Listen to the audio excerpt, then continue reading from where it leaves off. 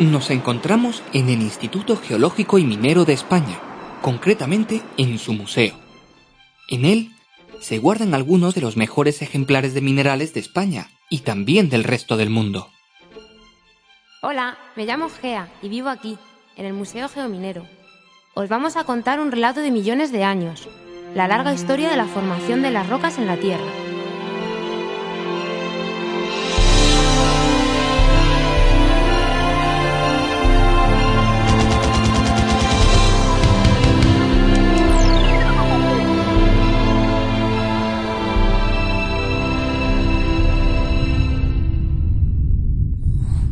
Los minerales son los componentes básicos no solo de nuestro planeta, sino también del resto de planetas y asteroides que se encuentran en el universo.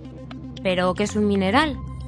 Podemos definir mineral como un elemento o compuesto químico que tiene estructura cristalina y que se ha formado como resultado de procesos naturales. Los minerales se agregan unos a otros para generar los cuerpos sólidos que conocemos como rocas. Los minerales que forman las rocas pueden ser diferentes, aunque algunas rocas tienen solo minerales de un mismo tipo. En la superficie de la Tierra podemos encontrar una gran variedad de rocas, muy diferentes entre ellas en función de qué procesos geológicos han intervenido en su formación. ¿Pero podemos agruparlas de alguna forma? En términos generales, la mayoría de las rocas se pueden incluir dentro de tres grandes categorías. Por una parte, las rocas sedimentarias, que se forman en la superficie terrestre. Por otra parte, las generadas en el interior de la Tierra, que son las rocas ígneas, formadas al enfriarse un magma. Y por último, las rocas metamórficas, que son el resultado de la transformación de cualquier otro tipo de rocas.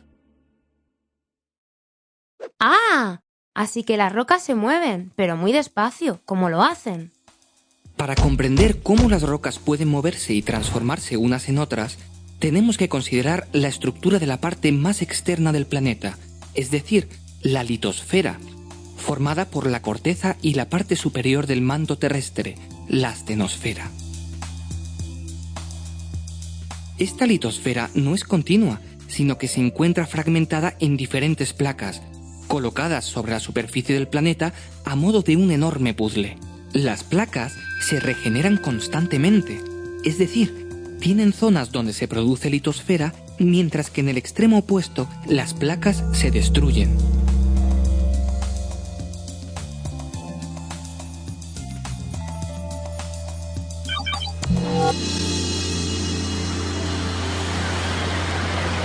La generación se produce en unas grandes cordilleras submarinas conocidas como dorsales oceánicas, mientras que la destrucción se realiza en las zonas de subducción, donde la litosfera se introduce en el manto hasta fundirse.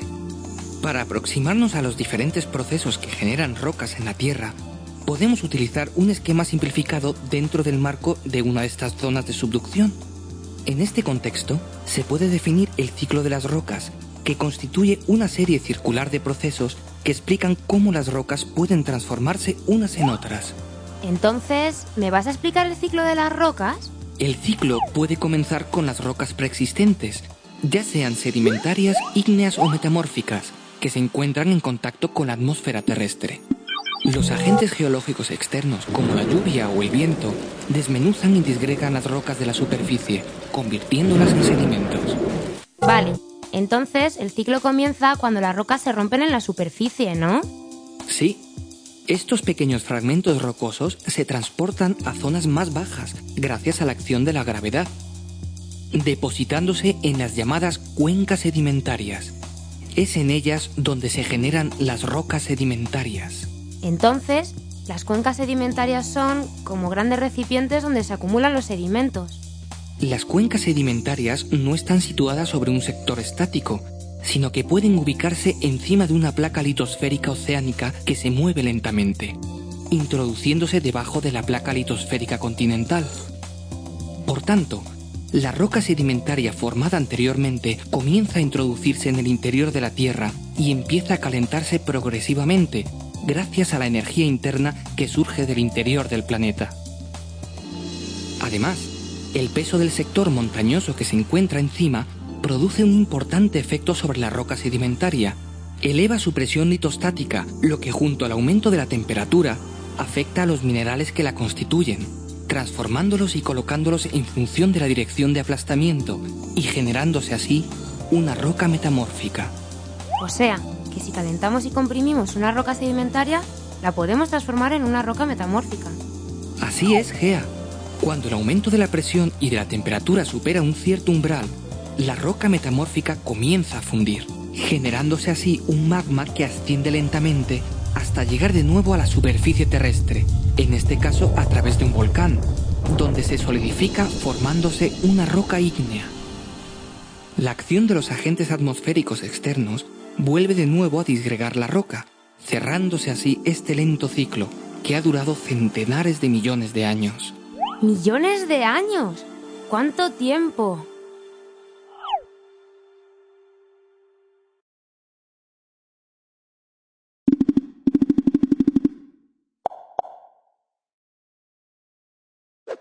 A mí me gustaría saber algo más de las rocas. ¿Me puedes contar cuántos tipos hay de rocas sedimentarias?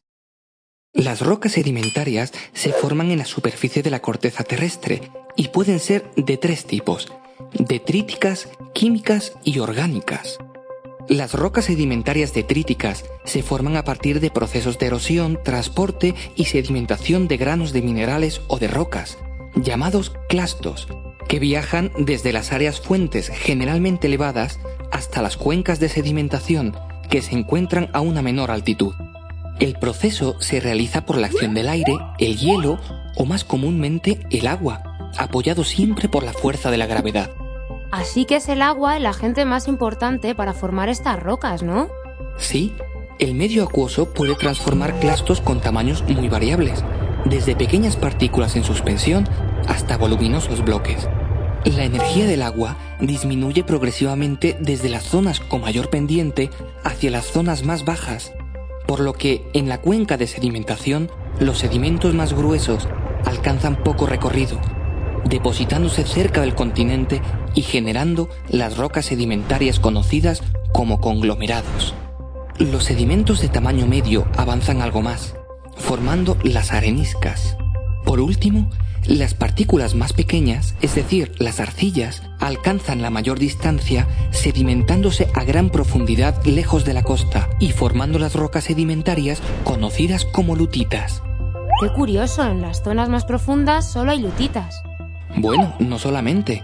En estas zonas profundas pueden producirse rocas lutíticas orgánicas, ya que los organismos que viven en el mar, generalmente plancton, cuando mueren caen hacia el fondo de la cuenca, acumulándose gracias a la ausencia de oxígeno en esas zonas que evita su putrefacción.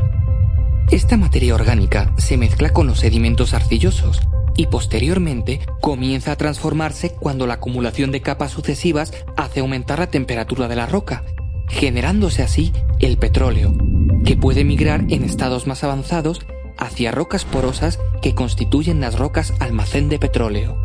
¿Y las rocas sedimentarias químicas se llaman así porque se forman en un laboratorio? No, Gea, no. Las rocas sedimentarias químicas se forman a partir de la precipitación de ciertos componentes químicos disueltos en el agua. Por tanto, a diferencia de las rocas detríticas, las partículas que constituyen una roca sedimentaria química se forman en el mismo sitio donde se forma la roca, es decir, en la cuenca de sedimentación. Por ejemplo, el yeso se forma en ciertos lugares donde el agua permanece estancada. La evaporación concentra el sulfato cálcico lo suficiente para que precipiten pequeños cristales que caen al fondo por gravedad, acumulándose así pequeñas capas que pueden dar lugar a grandes espesores si el proceso se repite varias veces. Entonces, ¿la roca sedimentaria química más abundante es el yeso? No, las más abundantes son las calizas, que se generan a partir del carbonato cálcico que se encuentra disuelto en el agua. Este compuesto químico proviene en muchos casos de la disolución previa de restos de caparazones y conchas